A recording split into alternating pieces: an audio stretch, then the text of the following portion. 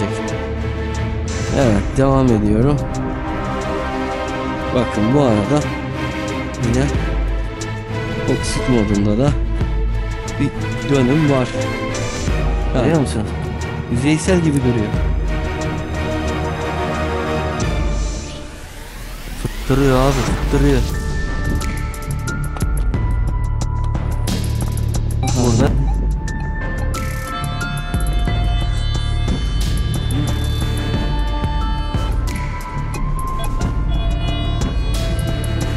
burada diyor abi, burada.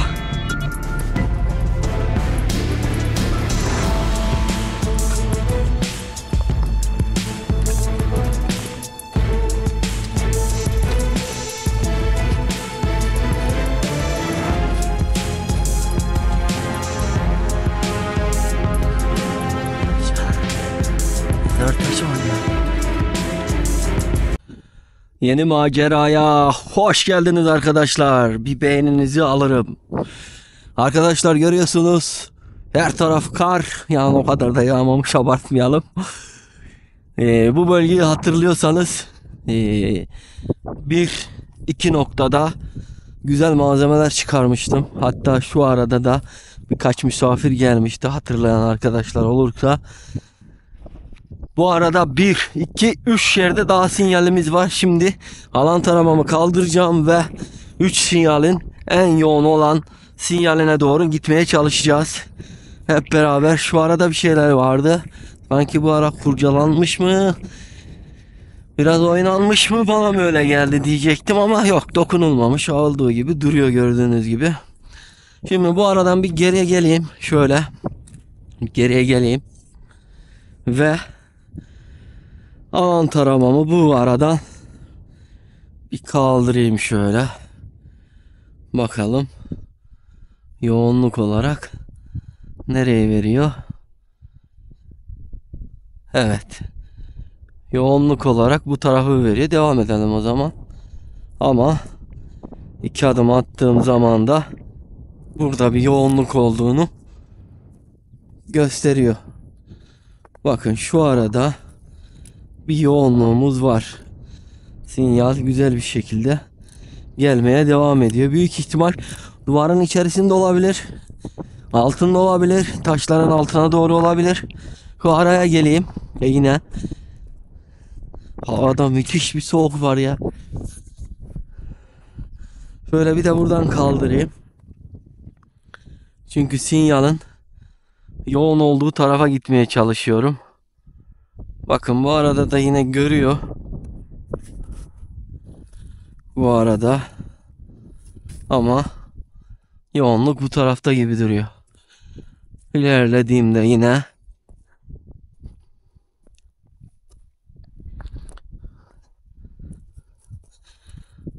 tam bu noktada bir şeylerin olduğunu bize söylüyor. Altın modundayız. Görmüş olduğunuz gibi göstereyim. Altın modunda. Bir de oksit modunu alacağım. Oksit modunu alma sebebim, buradaki malzemeler eski mi, yani çoktan beri mi burada duruyor yoksa atık bir malzeme mi? Çünkü eski malzemeler biliyorsunuz ki toprak altında kendilerince bir gaz salgılıyor. Toprağın içerisinde bir müddet kaldıktan sonra gaz salgıladığı için de bunun eski ve eski olmadığını bu oksit modundan ölçebiliriz. Yani atık malzeme ise dönmeyecek büyük ihtimal arkadaşlar. Başka bir yöne verecek. Evet, devam ediyorum. Bakın bu arada yine oksit modunda da bir dönüm var. Yani bir sinyalin olduğu aşikar. Peki hemen bir de boşluk modunu alalım arkadaşlar. Boşluk modunda herhangi bir şey var mı? Bir de ona bakalım. Bakın boşluk modunda bu tarafa doğru veriyor. Hatta böyle döndü diyebilirim.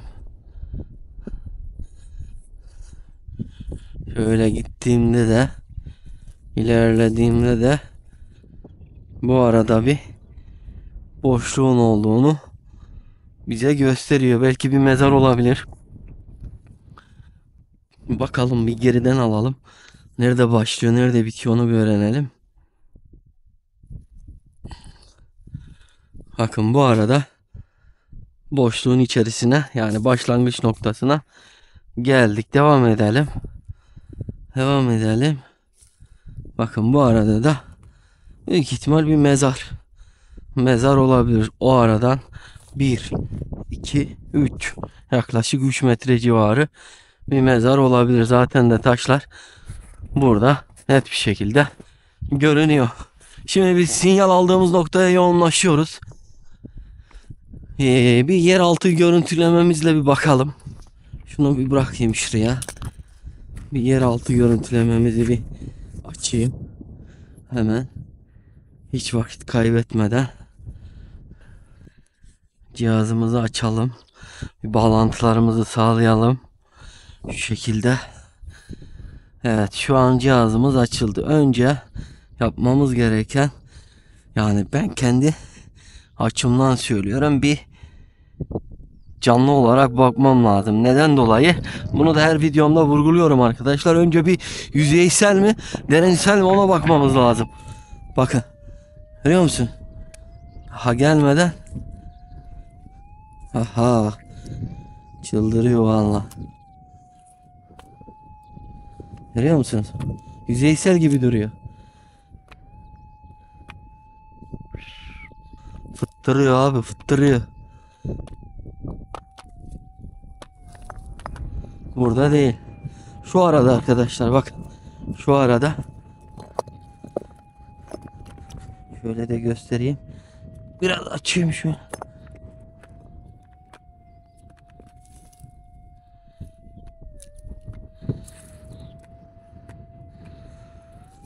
Tam bu arada bir sinyalimiz var. Gayet güzel gibi duruyor. Hemen bir de Panter moduna bakalım arkadaşlar.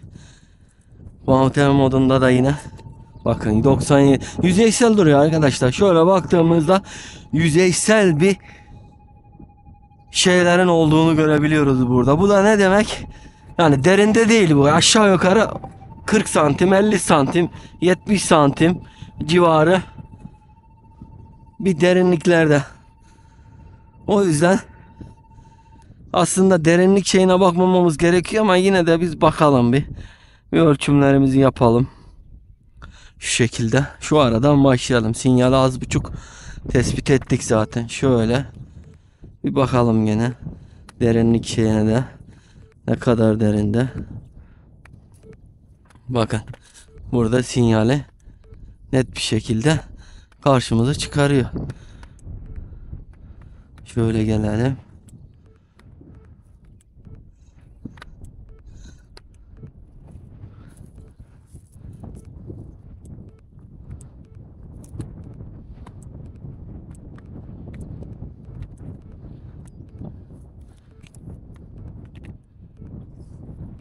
Evet, burada dağınık bir sinyal var. Bayağı bir dağınık. Bak, görebildiğiniz gibi şöyle bir de göstereyim.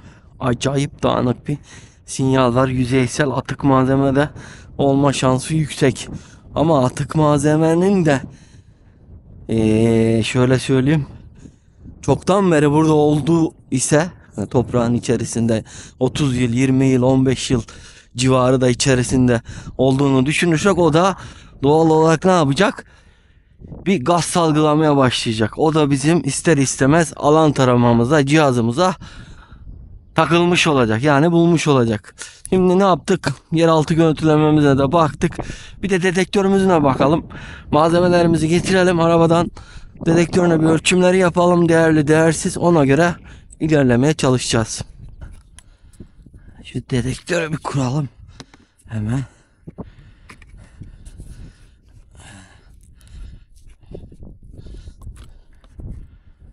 Evet. Şöyle bir kuralım arkadaşlar. Bir bakalım. Açalım. Şu şekilde. Emektar. Emektar, emektar.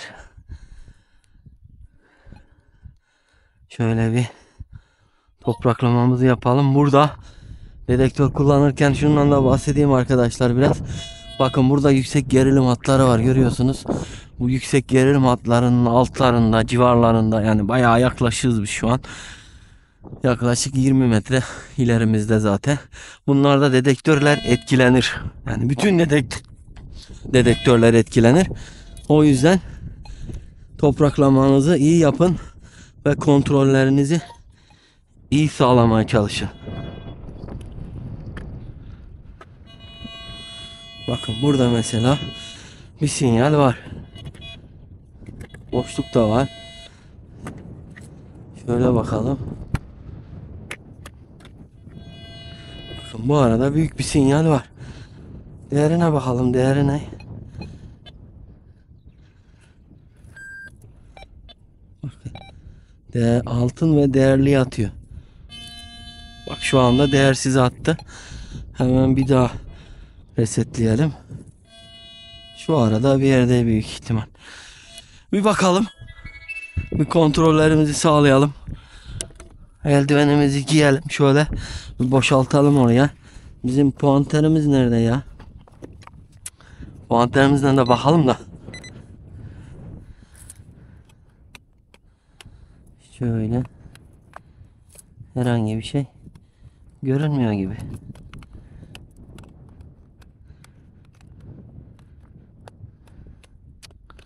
Biraz boşaltalım. Tekrardan bir daha bakacağız. Şu eldivenleri bir giyeyim hemen. Buralar eski. Yunan dönemi, Roma dönemi, ondan sonra Osmanlı, Selçuklu, bu şekilde ta ki bizim dönemimize kadar gelen topraklar arkadaşlar. Burada neyin nerede çıkacağı hiç belli olmaz. O yüzden şansımızı denemekte yarar var. Burası da bir eski duvar kalıntısı.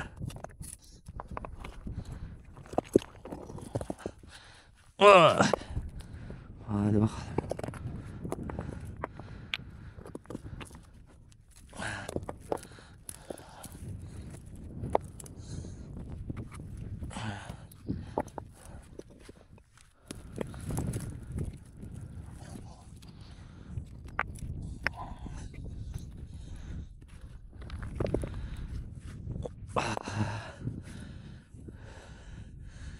Şu telefonu sessiz alayım da şimdi biri aramasın.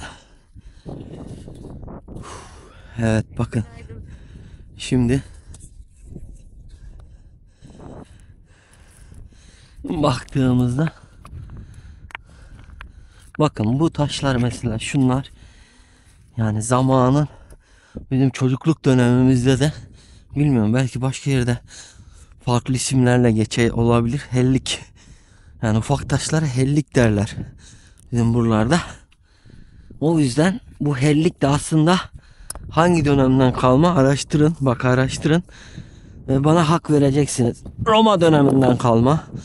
Ondan sonra Selçuklu da çok kullanılmış. Böyle bu tür duvarlarda, taş duvarlarda.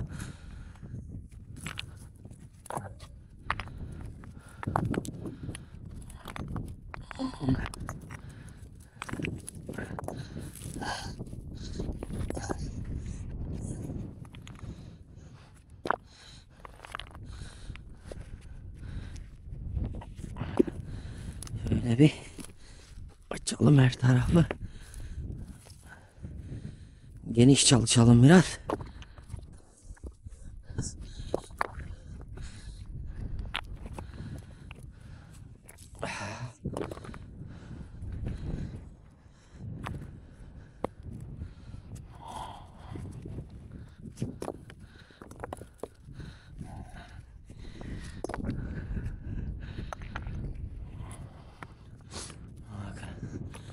Ağır ağır duvara doğru gidiyoruz.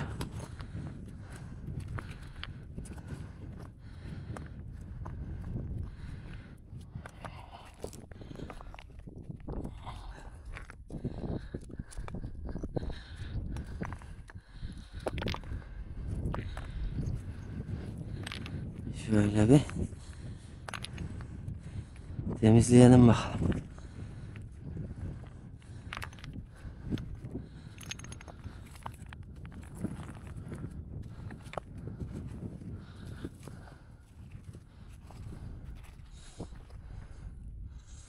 Ne? Dedim bir şey mi çıktı? Kamış. Eski kamışlardan. Her yer tarih.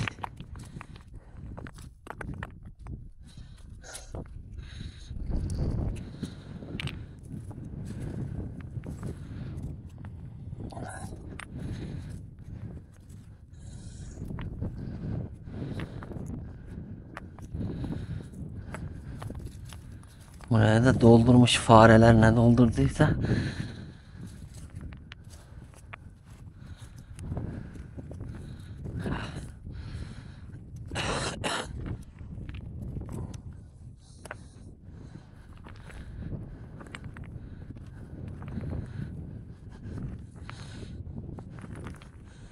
Şu küreği bir alayım ben ya.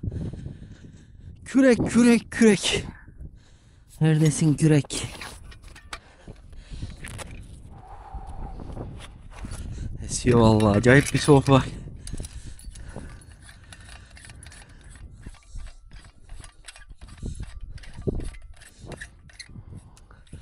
Etrafta kimse yok ha. Şöyle bir açalım bakalım.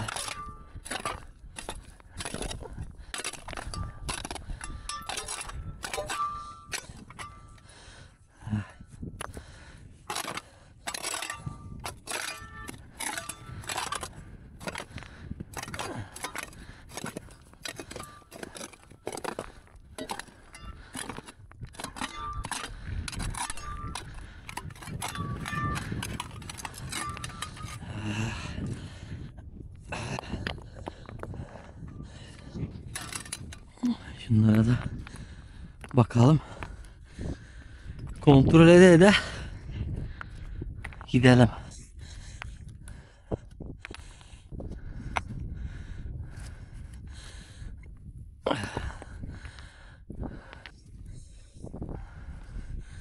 Öyle bizim mantar.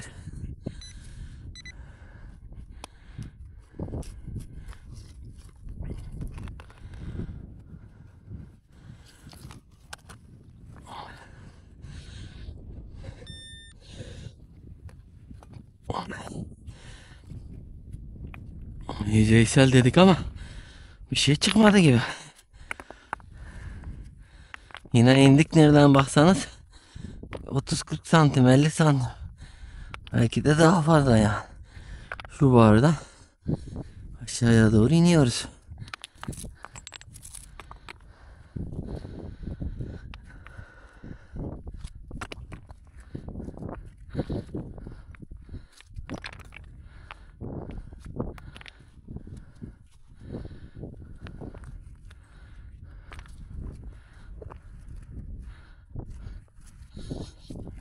Ah.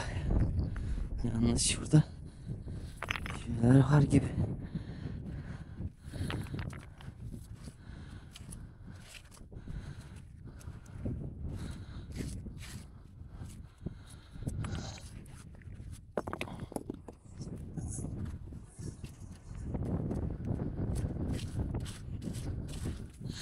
O ne?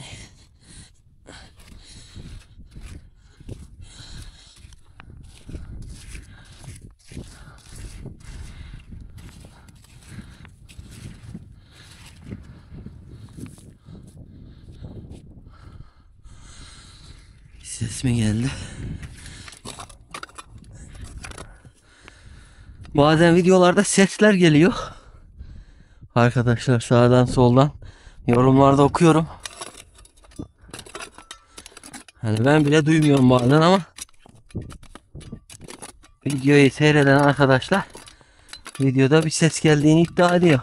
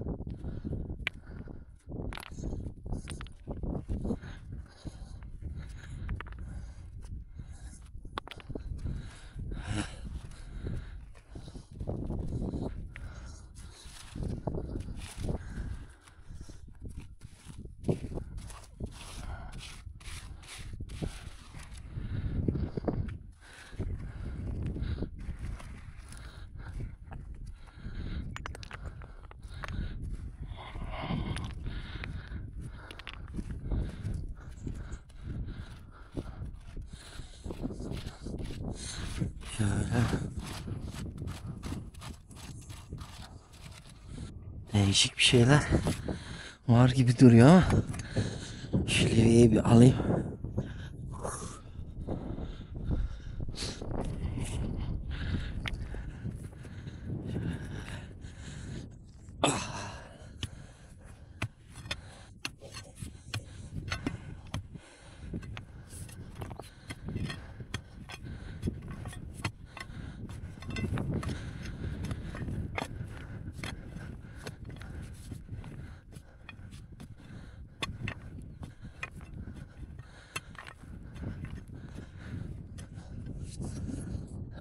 Şurada bir boşluk var gibi.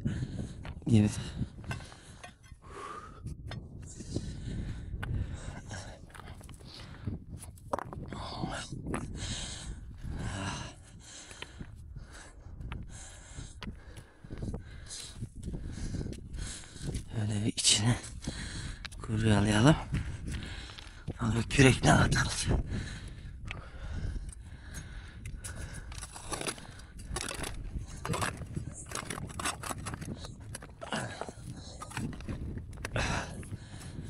Bakar mısın? Değişik.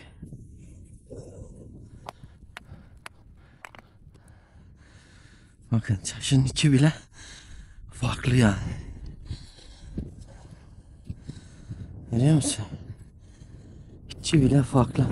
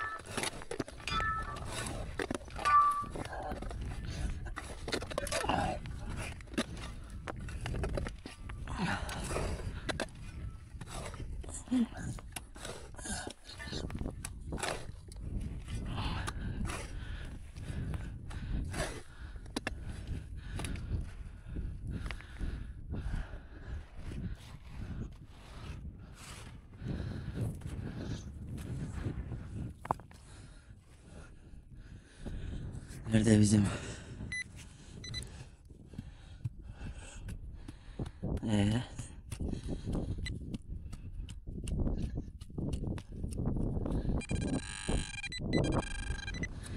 Var burada.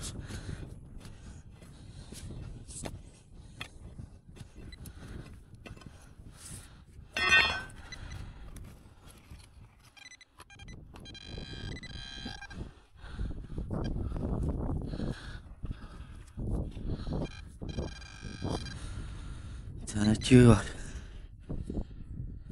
Bir tane çivi çıktı la. Şansa bak be. Vallahi bugün şanssız günümüzdeyiz herhalde. De şu dedektörüne bakayım.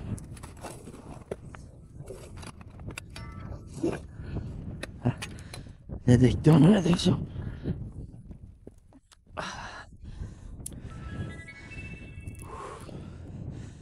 Havada nasıl esiyor ya? Buz buz.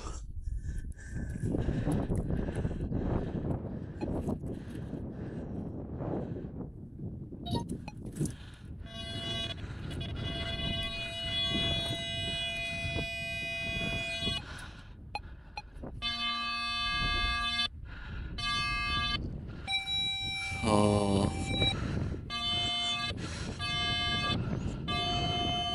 Orada. Bir de şuraya bakalım bakalım.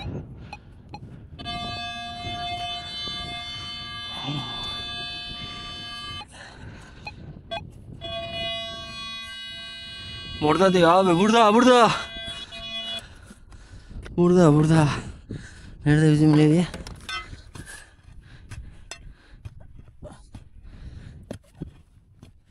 Yumuşak ya. Toprakta yumuşak ya. Öyle sert değil ya. Bak şurada bir şey var. Ne bilmiyorum, gidiyor böyle aşağıya doğru.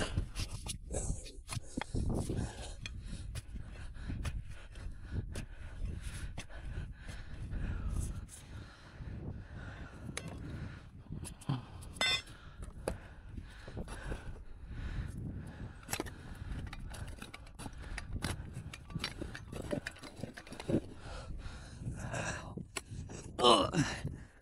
Şöyle bir oturayım.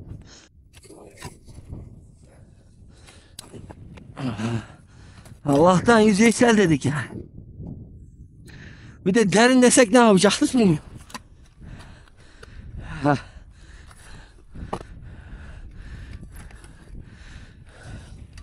Allah'tan soğuktan gülüyorum artık ya.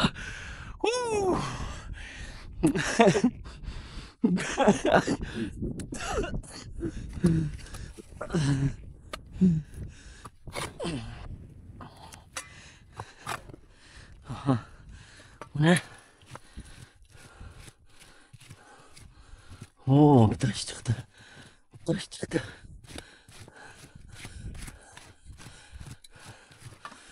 Dur hele, dur hele, dur hele. Oo, bak bir şey var burada. Ha? Vay anam lan.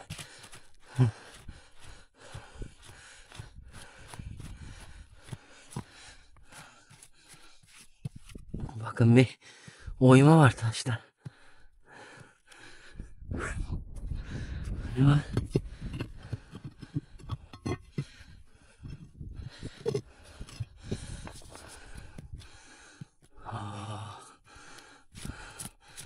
Burada ne var?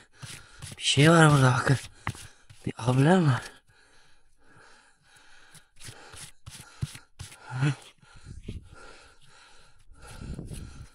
Evet. Kapı var burada. Oo. Kapıyı görüyor musunuz arkadaşlar? Bulduk herhalde. Panter nerede bizim? Aa, işte bu. İşte bu. Sonunda be. Sonunda be. Sonunda. Nerede bizim kürek? Hadi bakalım inşallah güzel bir şey çıkar. Şurayı bir temizleyeyim. Şöyle.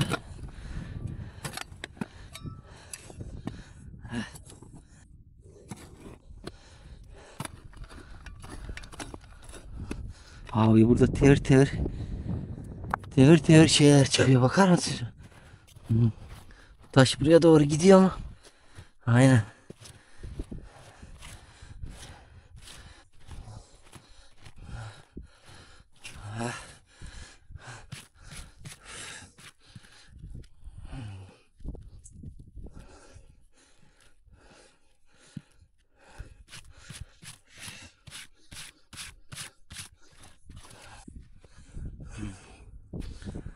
Vay canına. Mezar taşı mı acaba? Hadi bir boşaltayım. Gelen giden yok değil mi?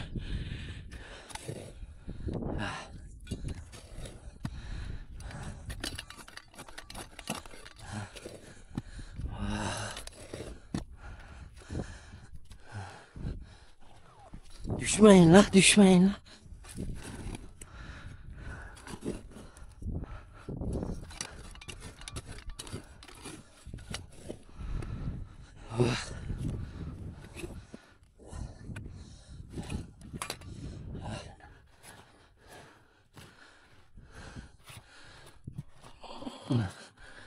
Oh, burada bir işaret var.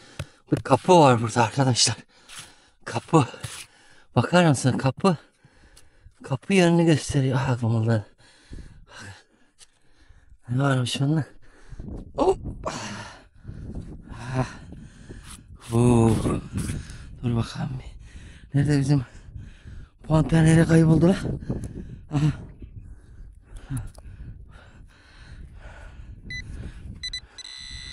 Oo, burada bir şeyler var. Burada bir şeyler var. Ne var? Bakın. Görüyor musunuz arkadaşlar? Of of of. Of of. Neymiş bu? Of of of. Para. Oo, bakar mısın? Şuna bakar mısın?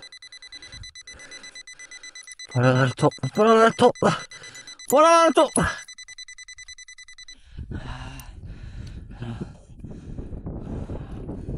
Şurada bir şey yazıyor ama bilmiyorum ne yazıyor. Şöyle bir bakalım. Başka var mı? Şunda bir şey yazıyor. Aha, bir tane daha buldum. Şöyle koyalım. Aha, bir tane daha buldum.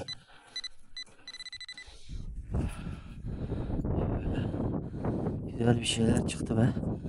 Vallahi güzel bir şey.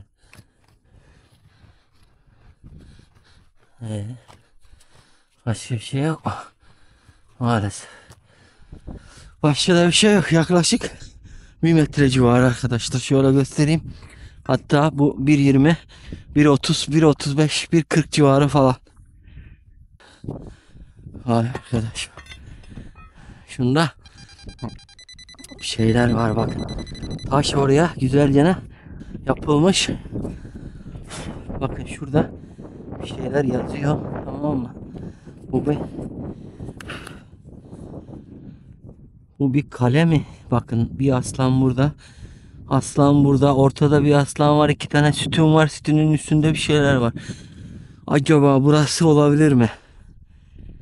Şöyle baktığım zaman şurası kapı girişiydi. Hatırlıyorsanız kapı girişinin sağ tarafında buldum. Bu ne? Bu bir madalyon olabilir. Ama altına benziyor. Sesi duyuyor musun? Altın bu yani. Bu altın. Şurada ne var ona bir bakalım. Şu paraları toplayalım. Bakın. Şurada. Görüyor musun? Bir şey var.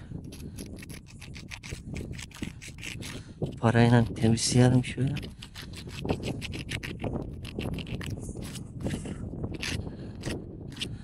Gördünüz mü? Burada bir taş var. İçini temizleyelim.